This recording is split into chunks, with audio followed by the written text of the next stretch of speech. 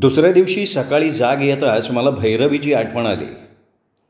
ताडकन उठून मी हॉलमध्ये आलो आणि पाहिलं तर भैरवी सोफ्यावर नव्हती. ती फ्लॅटमध्येही कुठे नव्हती. खुर्चीवरचा तिचा जर्किन आणि पर्सही दिसत नव्हती आणि हॉलचा दरवाजा नुसताच लोटलेला होता. भैरवी इथून केव्हा गेली होती हे कळायला मार्ग नव्हता. शेवटी भैरवीचा विचार डोक्यातनं काढून टाकून मी माझी सकाळची सगळी अन्निकं उरकली. मग चहाचा एक मोठा कप घेऊन काल रात्री बनवलेल्या प्रिंट्स समोर घेऊन बसलो. बराच वेळ मी त्या प्रिंटमधल्या मजकुराचं वाचन करत राहिलो. अचानक कॉलबेल वाजले. झटकन मी सगळ्या प्रिंट्स गोळा केल्या आणि पुन्हा डार्करूममध्ये नेऊन ठेवल्या.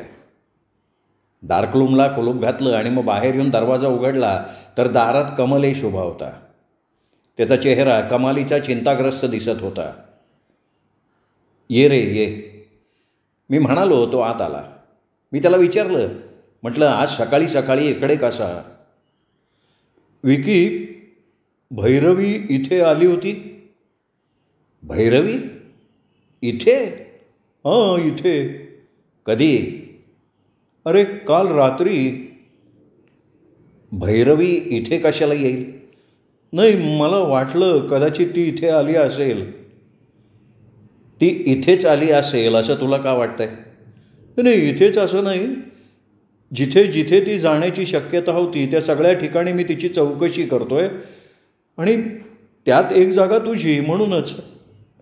पण काय रे, काय भानगड काय आहे? भैरवी काल रात्री बंगल्यावर परतलेली नाही आहे. नोकरांकडे चौकशी केल्यावर मला समजलं की काल रात्री 10:30च्या सुमाराला ती बंगल्यातनं बाहेर पडली होती, पण अजूनपर्यंत ती परत नाही आलेली. अच्छा, बरं मला सांग, काल रात्री तुझी तिच्याशी भेट तरी झाली होती का? नाही रे. मग निदान तिच्याबद्दल काहीतरी. आणि बोलता बोलता अचानक तो थांबला. आपल्या नाकपुड्या फुगवून हवेतच त्याने काहीतरी हुंगल्यासारखं केलं. मग सगळ्या हॉलवरनं त्याची नजर फिरली आणि सोफ्यावर अडखळली. काल रात्री भैरवीसाठी आणलेली उशी आणि चादर अजूनही सोफ्यावर तशीच पडली होती. कमलेश पुढे झाला. उशी उचलली आणि त्याने ती आपल्या नाकाजवळ नेली, हुंगली आणि मग एकदम वळून त्यांनी माझ्याकडे तीव्र नजरेनं बघितलं. जो सुगंध त्या उशीतनं आणि वातावरणातनं कमलेशला जाणवला होता तो आता मलाही जाणवला होता. काल व्हिस्कीच्या तीव्र वासाखाली इंटिमेटचा हा सुगंध मला जाणवला नव्हता. निदान आत्तासारखा तीव्रतेनं जाणवला नव्हता. भैरवीचा हा आवडता इंटिमेट आहे, कमलेश आणखीन बारकाईनं हॉलवरनं नजर फिरवत म्हणाला. मी काहीतरी बोलण्यासाठी तोंड उघडलं, पण त्याचवेळी कमलेशची नजर चादरी खालून डोकावणाऱ्या एका वस्तूवर पडली होती. पुढे होऊन त्यांनी ती वस्तू उचलली. तो एक छोटासा लेडीज रुमाल होता आणि त्यावर भैरवीच्या नावातलं पहिलं अक्षर विणलेलं होतं. विकी. कमलेश दात ओठ खात म्हणाला, you son of a beach. नाही नाही, शिव्या वगैरे द्यायचं काही काम नाही. अरे तू माझ्याशी खोटं बोललास. भैरवी इथे येऊन सुद्धा ती इथे आली नाही असं मला खोटं सांगितलंस तू. हां, मी खोटं सांगितलं, पण मी खोटं बोललो ते तुझ्या भल्यासाठी. माझ्या भल्यासाठी? हां, तिच्या इथे येण्याचा तू वेडावाकडा अर्थ लावू नयेस म्हणून मी खोटं बोललो. केव्हा आली होती ती इथे? अर्ध्या रात्रीच्या सुमाराला, साधारण 1:30 वाजता. मग एवढ्या रात्रीची ती इथे का आली? ती काहीशी घाबरलेली दिसत होती. त्यातच खूप प्यायल्यामुळे तिला आपला तोल सावरता येत नव्हता आणि अशा अवस्थेत बंगल्यावर परत जायचं या कल्पनेने तिला कापरं भरलं होतं. म्हणून कालची रात्र एखाद्या हॉटेलात काढायचा तिचा विचार होता, पण तिच्याकडे पैसे नव्हते. माझ्याकडे ती पैसे मागायला आली होती, पण अति नशेमुळे ती इथेच आडवी झाली. ती नशेत होती? कमलेश स्वतःशी बोलावा तसा ओठातल्या ओठात पुटपुटला. हो, आणि तिच्या डाव्या कांचीला जवळ एक निळसर वळ मला दिसला होता. कोणीतरी तिला मारहाण केली असावी असं मला वाटतंय. तुझ्याबरोबर तर तिचं काही भांडण नव्हतं ना झालेलं? म्हणजे तू तर तिच्यावर हात नव्हता ना उचलला? मी? अरे वेडा झालायस का तू? मी असा रानटीपणा कसा करेन? मी तर. तो एकदम बोलायचा थांबला. तू तर काय. बरं ठीक आहे, तू जर तिच्यावर हात उचलला नाहीस तर मग ही कर्तबगारी कोणाची असू शकते? तुला काय वाटतंय? निर्मलबाबत तुझा काय विचार आहे? निर्मल. निर्मलचं नाव ऐकताच कमलेशच्या हाताच्या मुठी वाढल्या गेल्या. मी त्याला जिवंत सोडणार नाही. त्यांनी जर भैरवीच्या अंगावर हात उचलला असेल ना तर हात तोडून टाकीन मी त्या हरामखोराचे. हे बघ, एवढा लगेच हमरीतुमरीवर येऊ नको. मी फक्त एक शक्यता व्यक्त केली आहे. कदाचित काल रात्री त्याची आणि भैरवीची भेट झालीही नसेल. हे काम कोणा दुसऱ्या व्यक्तीचंही असू शकेल. कमलेशचा चेहरा थोडा निवळल्यासारखा झाला. बस तू आधी बस. सोफ्याची चादर एका बाजूला सरकवत तो बसला. चहा घेणार आहेस? नकारार्थी मान हलवत त्याने विचारलं, भैरवी इथून गेली केव्हा? अरे मलाही त्याची कल्पना नाही आहे. मी झोपेतून उठायच्या आधी ती इथनं निघून गेली होती. कुठे गेली असणार ती? काय माहिती. मी सांगितलं ना, ती नशेत होती. कदाचित नशा उतरल्यानंतर ती स्वतःच बंगल्यावर परतेल. कदाचित आत्तापर्यंत परतली असेल. तू उगाच काळजी करतोयस. कमलेश काही बोलला नाही. मी सिगरेटचं पाकिट काढून त्याच्यापुढे धरलं. त्यांनी मानेने नकार दिला. मी एक सिगरेट काढून शिलगावली. कमलेश अजूनही खाली मान घालून बसला होता. मी काहीसा त्याच्या दिशेनं झुकत म्हणालो, मला एक सांग रे कमलेश, सध्या तुझ्या आईच्या म्हणजे सुमित्रादेवींच्या ताब्यात असलेल्या संपत्तीची किंमत अंदाजे किती असावी? असेल 3-3.5 करोड रुपये. का रे? आणि ह्या 3-3.5 कोटी रुपयातली निम्मी रक्कम तुझ्या वाट्याला येणार आहे? हो, पण ते माझ्या आईच्या इच्छेवर अवलंबून आहे ना. तिची कृपादृष्टी जर माझ्यावर असेल तर ते शक्य आहे. हां, हे बरोबर आहे. म्हणजे असं की खून करण्यामागे तसाच काहीतरी उद्देश असतो आणि तो उद्देश तुझ्याकडे सुद्धा होता. काय म्हणायचं आहे तुला?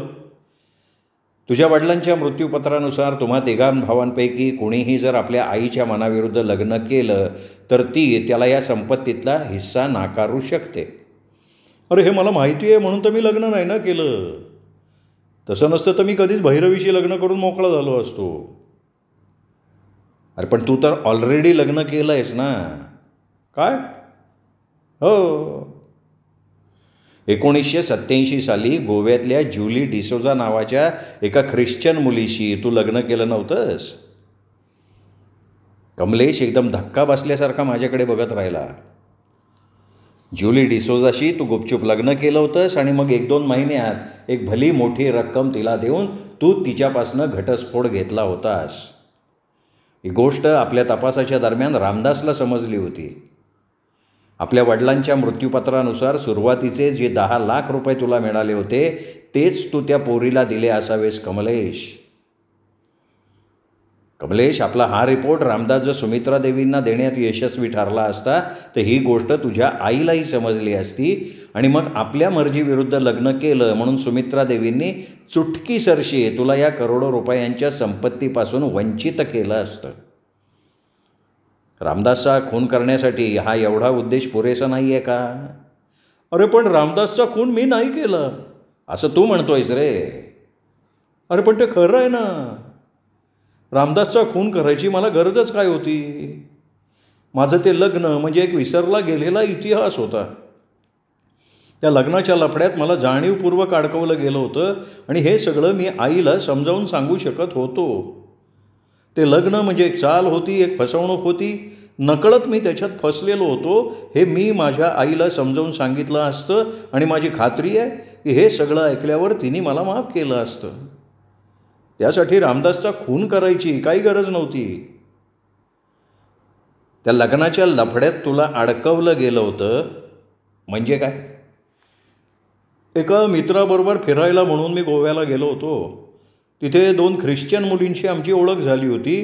त्यातलीच एक ज्युली होती. ज्युली अतिशय चलाख आणि असल्या गोष्टीत मुरलेली होती. त्या मानानं मी अपरिपक्व होतो. अरे म्हणून तर मौज मजा आणि जस्ट गंमत म्हणून सुरू झालेला तो प्रकार ब्लॅकमेलमध्ये बदलला गेला. एक दिवस ज्युलीनी मला सांगितलं की ती प्रेग्नंट आहे आणि तिच्या पोटात वाढणाऱ्या मुलाचा बाप मी आहे. तिने मला धमकी दिली की मी जर ताबडतोब तिच्याशी लग्न नाही केलं तर ती समुद्रात उडी मारून आत्महत्या करेल आणि तिच्या मृत्यूला मी जबाबदार असेन. घाबरलो मी आणि गोव्यातल्याच एका कोर्टात तिच्याशी लग्न केलं. नंतर मला समजलं की ती प्रेग्नंट वगैरे काही नव्हती. मला आपल्या जाळ्यात अडकवायची तिची ती एक छोटी चाल होती आणि त्यात माझा तो हरामखोर मित्र तिला सामील होता. मग तिनेच मला सुचवलं की 10 लाख रुपयांच्या बदल्यात ती मला घटस्फोट द्यायला तयार आहे आणि योगायोगानं तेवढी रक्कम माझ्याकडे होती. ती देऊन मी जुलीपासनं घटस्फोट मिळवला. कमलेश, योगायोगानं नाही, जाणीवपूर्वक तुझ्याकडे तेवढी रक्कम मागितली गेली कारण तुझ्याकडे तेवढी रक्कम आहे हे तिला माहिती होतं. कदाचित तुझ्याकडे असलेले हे 10 लाख उकळण्यासाठी ही सगळी चाल खेळली गेलेली असावी. कदाचित तसं असावं. पण विकी, माझ्या या लग्नाबद्दल तुला कसं समजलं? अचानक कमलेशने माझ्याकडे रोखून बघत विचारलं. रामदासकडे असलेल्या कागदपत्रांवरनं तुझ्या लग्नाचं आणि घटस्फोटाचं मला कळलं कारण दोन्ही सर्टिफिकेट त्यात होती. कमलेश, रामदासचा खून तू केलेला नाहीस हे तू सिद्ध करू शकतोस? रामदासचा खून मीच केला हे तू सिद्ध करू शकतोस? हा प्रश्न एक मित्र म्हणून मी तुला विचारला आहे. तसं सिद्ध करणं न करणं हे काम पोलिसांचं आहे. पोलीस सिद्ध करू शकतात. ते मी कसं सांगणार? तू तुझं सांग ना. ठीक आहे, मग मी रामदासचा खून केलेला नाही आणि तो निर्मलनं सुद्धा केलेला नाही हे मी खात्रीपूर्वक सांगू शकतो. रामदासच्या खुनाच्या आरोपावरनं निर्मलला जर फाशी झाली तर मला आनंद होईल कारण त्या माणसाविषयी माझ्या मनात प्रचंड तिटकार आहे. पण तरीही वस्तुस्थिती ही आहे की रामदासचा खून त्यांनी केलेला नाही. हे तुला कसं काय माहिती? अरे, परवा रात्री मी निर्मलवर नजर ठेवून होतो. रामदासचा खून 9च्या सुमाराला झाला असं म्हणतात, पण त्यावेळी निर्मल आपल्या हॉटेलच्या रूममध्ये होता. मी स्वतः त्याला 9:02 अशोकातून बाहेर पडताना बघितलं होतं. त्यानंतर मी त्याचा पाठलाग करत रिट्समध्ये गेलो होतो. त्यानंतरसुद्धा मी रिट्समधनं बाहेर पडल्यानंतरसुद्धा तो तिथेच बसलेला होता. कमलेश, तुझा हा जबाब तुझ्याच पथ्यावर पडणार आहे. तुझा हा जबाब निर्मललाच नाही तर तुलासुद्धा संशयितांच्या यादीतनं गाळायला लावतो. तुझ्या म्हणण्याप्रमाणे 9च्या सुमाराला जर निर्मलला तू अशोकामध्ये बघितलं होतंस तर त्यावेळी तूही तिथेच होतास हे आपोआप सिद्ध होतं.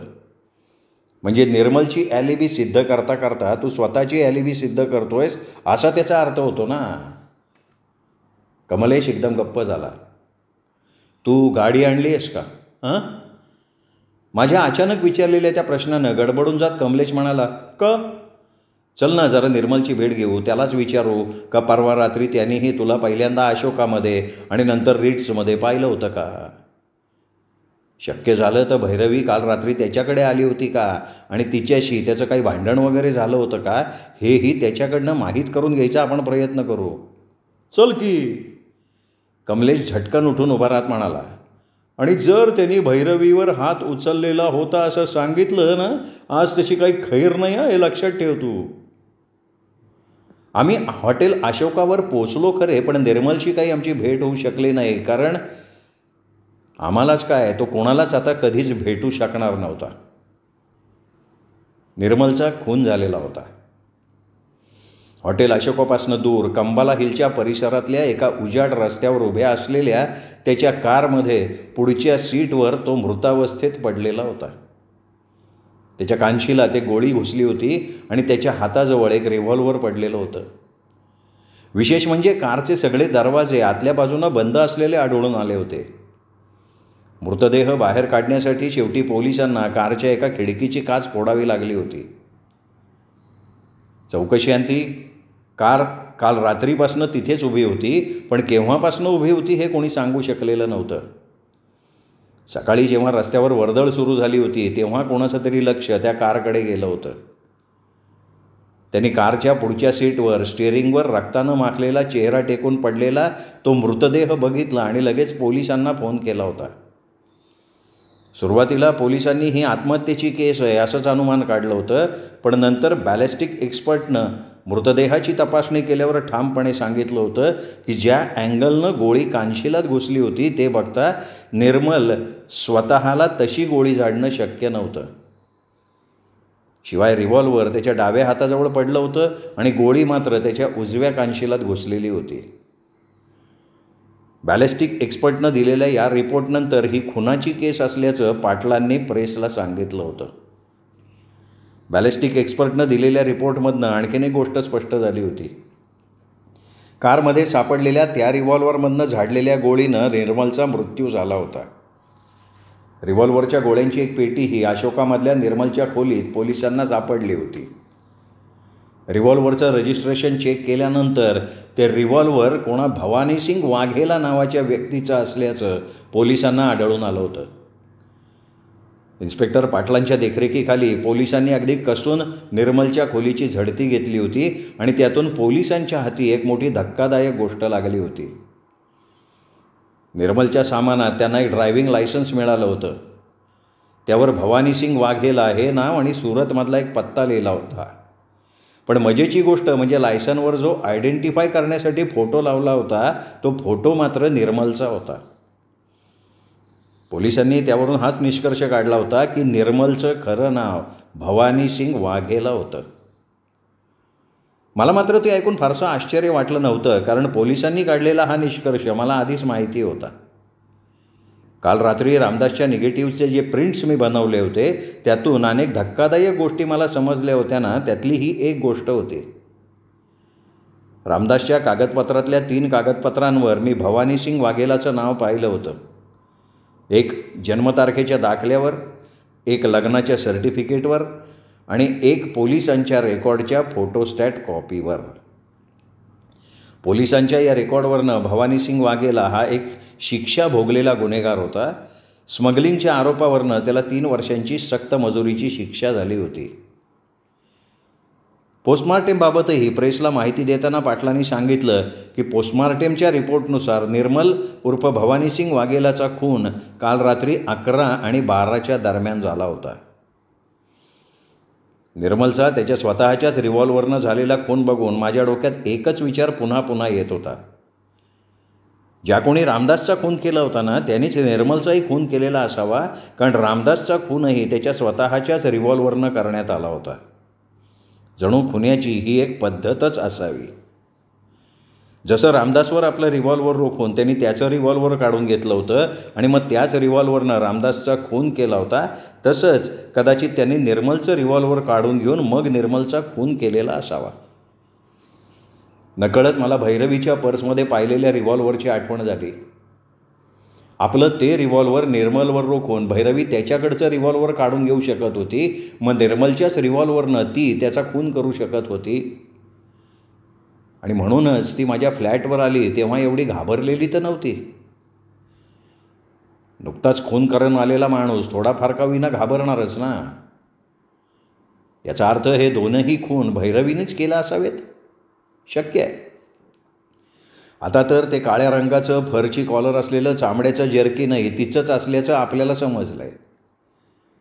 रामदासच्या खुनाच्या वेळी त्याच्या ऑफिसच्या इमारतीत घुटमळणारी ती तरुणी भैरवीच होती हे त्यावरनं सहज सिद्ध होऊ शकतं. तरी बरं ती गोष्ट अजून पाटलांना समजली नव्हती, नाही तर आत्तापर्यंत त्यांनी भैरवीला आपल्या ताब्यात घेतलं असतं. बरीच वाट पाहिल्यानंतर आणि पाटलांच्या भोवती असलेली इतर प्रेस रिपोर्टरची गर्दी थोडी कमी झाल्यावर मी पाटलांना गाठलं. मला फक्त 5 मिनटं द्या इन्स्पेक्टर साहेब, फक्त 5 मिनटं द्या, माझ्या पोटापाण्याचा प्रश्न आहे हो, मी विनवणीच्या स्वरात म्हणालो. का आता आणखीन काय राहिलं आहे? जे सांगायचे ते मी तुम्हाला लोकांना सांगितलं ना. प्लीज पाटील साहेब. काय म्हणतो प्लीज तू? काय पाहिजे रे तुला? जरा इकडे या ना. इतरांपासनं त्यांना वेगळं करत मी एका बाजूला आलो. काल संध्याकाळी निर्मलला मी त्याच्या खोलीत भेटलो होतो. त्यावेळी तो कुठेतरी बाहेर जाण्याच्या तयारीत होता. इथून बाहेर पडल्यानंतर आणि खून होण्याच्या दरम्यान तो इथे परत आला नव्हता. आला होता साधारण 10-10:15च्या सुमाराला तो इथं परत आलता. म्हणजे पाटील साहेब याचा अर्थ तो पुन्हा इथून बाहेर पडल्यानंतर त्याचा खून झाला. रिसेप्शनिस्टकडनं आम्हाला कळलं का तो 11:20ला इथून बाहेर पडला. 10:15 आणि 11:20च्या दरम्यान त्याला कुठून तरी बोलवणं आलं असल्याची शक्यता आहे. त्यामुळं तो इथनं पुन्हा बाहेर पाडला असणार. मी अपॉइंटमेंट आहे ना कदाचित टेलिफोनवरनं फिक्स केली असावी, नाही तर मग या दरम्यान त्याला कुणीतरी भेटायला आलं असावं. आम्ही केलेल्या तपासामध्ये या दोन्ही गोष्टी उघड झाल्या. काल रात्री हॉटेलवर परत आल्यावर निर्मलनं 2 टेलिफोन कॉल अटेंड केले ते. एक कॉल त्यांनी स्वतःच केला होता तर दुसरा कॉल त्याला बाहेरनं आला होता. जो कॉल त्यांनी स्वतः केला होता तो त्याला हॉटेलच्या ऑपरेटरनं लावून दिला होता. त्यामुळं ऑपरेटरच्या रेकॉर्डवरनं आम्हाला तो नंबर मिळाला. अरे वा, कुठला नंबर आहे तो नंबर आहे राणावत पॅलेसचा. निर्मल तिथे कोणाशी बोलला होता काय अजून समजलं नाही रे, पण तिथं चौकशी केल्यावर समजेनच की. हा कॉल निर्मलनं किती वाजता केला होता? त्या ऑपरेटरच्या रेकॉर्डनुसार 10:25ला केला होता. आणि जो कॉल त्याला बाहेरनं आला होता तो 11:15ला आला होता. पण त्या कॉलबद्दल आम्हाला फारसं काही समजलं नाही. तो कॉल कोणा स्त्रीचा होता का पुरुषाचा होता हे पण ऑपरेटरला नीट आठवत नाही. निर्मलला इथे कोणीतरी भेटायला आलं होतं असं तुम्ही म्हणालात. एक तरुणी त्याला भेटायला आली होती आणि रिसेप्शनिस्टनी केलेल्या वर्णनानुसार त्या तरुणीने फरची कॉलर असलेला काळ्या रंगाचं चांबड्याचं जॅकेट घातलं होतं.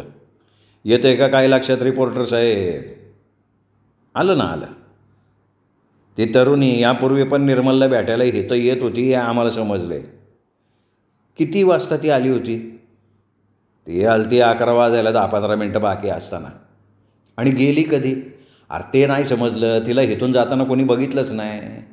पण ती गेली 11:20च्या आधी हे मात्र नक्की. कशावरनं? कारण 11:20ला निर्मल आपल्या खोलीची चावी रिसेप्शनिस्टच्या ताब्यात देऊन इथनं बाहेर पाडला होता. आणि त्यावेळेला ती तरुणी निर्मलबरोबर नव्हती. याचा अर्थ 11:20च्या अगोदर ती तरुणी इथनं बाहेर पडली असा होतो का नाही? पण मग तिला इथून जाताना कोणीच पाहिलं नाही असं कसं? अरे त्यात आश्चर्य वाटण्यासारखं काय आहे?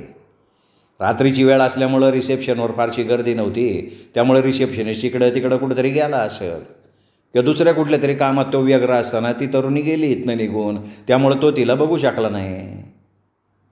बरं रिपोर्टर साहेब, तुम्ही आम्हाला लयच प्रश्न विचारले. आता आम्हाला थोडी संधी द्या की. तुम्ही आमच्या 2-4 प्रश्नांची उत्तरं दिली तर लय मेहरबानी होईल. अरे विचारा ना साहेब. तू काल संध्याकाळी इथं कशासाठी आला होता? निर्मलला मला काहीतरी विचारायचं होतं. काय विचारायचं होतं? आणि उत्तर देताना जरा तोच उत्साह दाखव जो आत्ता प्रश्न विचारताना दाखवत होता तू. काय? अहो तो कोणा भवानीसिंग वाघेलाला ओळखतो का हे मला त्याला विचारायचं होतं. भवानीसिंग वाघेलाचं नाव तुला कसं काय समजलं? अहो रामदासकडच्या कागदपत्रात मी पाहिलं होतं ना ते. सुरतच्या भवानीसिंग वाघेलाचा त्यात तसा उल्लेख होता. भैरवीसुद्धा एकेकाळी सुरतमध्ये राहत होती आणि निर्मल तिचा भाऊ आहे. म्हणून भवानीसिंग वाघेलाला कदाचित तो ओळखत असेल असं मला वाटलं. बरं मग तो काय म्हणला? नाही त्याच्याकडनं जे अपेक्षित होतं तेच. या नावाच्या कुठल्याही माणसाला आपण ओळखत नाही असं त्यांनी मला सांगितलं. त्यावेळी तो स्वतःच भवानीसिंग वाघेला हे मला थोडंच माहिती होतं. बरं आणखीन काय विचारलं होतं तू? मीना पंड्याबद्दल पाटलांना सांगावं का सांगू नये याचा मी क्षणभर विचार करत राहिलो. मग तूर्त याबाबत गप्प राहायचं ठरवलं. नाही काही नाही बस एवढंच. तू खरं सांगतोय का मला? पाटील संशयी नजरेनं माझ्याकडे बघत म्हणाले. अहो अगदी खरं पाटील साहेब, मी कधी तुमच्याशी खोटं बोललो आहे का? एकदा? अरे 1000 वेळा बोलला आहे. हे बघा हा तुम्ही माझ्यावर अन्याय करताय पाटील साहेब. वा चोराच्या उलट्या म्हणतात ना ते हे. असं म्हणत पाटलांनी जाण्यासाठी पाय उचलला. प्लीज पाटील साहेब प्लीज. आता फक्त एकच शेवटचा प्रश्न. काय? ती रामदासची मुलगी आली का? नाही अजूनही ती स्वतः आली नाही का तिच्याकडनं उत्तरही आलं नाही. मला वाटतं आम्ही पाठवलेला टेलिग्राम तिला भेटलेलाच नसावा.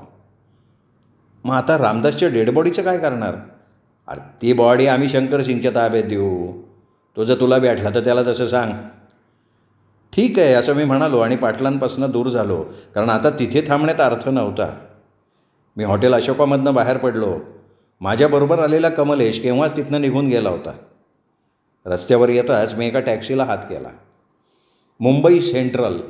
टॅक्सीत बसत मी ड्रायव्हरला पत्ता सांगितला. मुंबई सेंट्रल स्टेशनच्या समोर मराठा मंदिरजवळ किनारा नावाचा बार होता. मी किनारात शिरलो. टेबलावर बसण्याऐवजी मी सरळ बार काउंटरच्या समोर मांडलेल्या उंच गोल स्टूलावर जाऊन बसलो. बार काउंटरवर काम करणारा एक जण झटकन माझ्याजवळ आला. मी त्याला बिअरची ऑर्डर दिली. बार टेंडरनं एका छानशा ग्लासमध्ये फेसाळती बिअर आणून माझ्यासमोर ठेवली. तू रात्रीही इथेच असतोस का ड्युटीवर? मी त्याला विचारलं. नाही, नेहमी नाही, कधी कधी असतो साहेब. बार टेंडर नम्र स्वरात म्हणाला. काल रात्री होतंस का? नाही साहेब, काल आणि परवा मी इथं फक्त 6 वाजेपर्यंत होतो. अच्छा, मग काल रात्री इथे ड्युटीवर असलेला बार टेंडर मला कुठे भेटेल?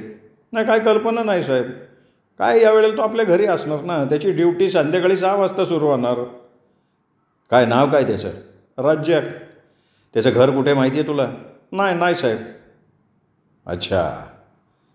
तारा मेमसाब आहे? तारा ही इथे नर्तिका म्हणून कामाला होती. नाही साहेब, तारा तर इथं 7 वाजता येते. आणि प्रकाश सावंत, तो तर असेल ना?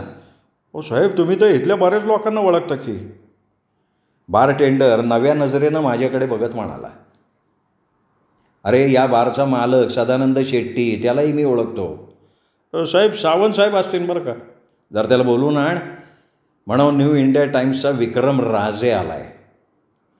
बार टेंडर मान डोलावत काउंटरवरनं बाहेर पडला. मी बिअरचे घुटके घेत प्रकाश सावंतची वाट बघायला लागलो. 5-1 मिनिटात प्रकाश सावंत माझ्याजवळ आला. प्रकाश सावंत 30 वयाचा देखणा तरुण. सदानंद शेट्टीचा तो PA होता. किनाराची सगळी व्यवस्था तोच पाहत होता. हॅलो. माझ्या बाजूच्या स्टूलवर येऊन बसत प्रकाश म्हणाला. हॅलो. मीही हसून म्हणालो. काय सकाळी सकाळी इकडे कसं? मी गंभीर स्वरात म्हणालो. प्रकाश, मला तुझी थोडीशी मदत हवी आहे. तुझा साहेब तर आता मोठा माणूस झाला आहे. एवढ्या क्षुल्लक गोष्टीसाठी त्याला त्रास द्यायची माझी इच्छा नाही, म्हणून मी तुला त्रास देतो आहे. कसली मदत हवी आहे? प्रकाश एकदम सावध झाला होता. मला तुझ्या माणसांकडनं थोडी माहिती हवी आहे.